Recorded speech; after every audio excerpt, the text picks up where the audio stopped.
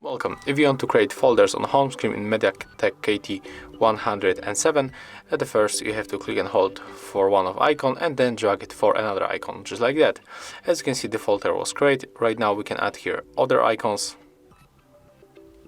When we tap on it, we can open that folder. By tapping here we can rename. Click on this marker to confirm. Tap outside to go back, and you can move that folder like any other icon. So, if you want to remove that folder, click hold and then drag it right here.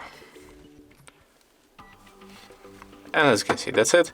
If you find this video helpful, remember to leave a like, comment and subscribe to our channel.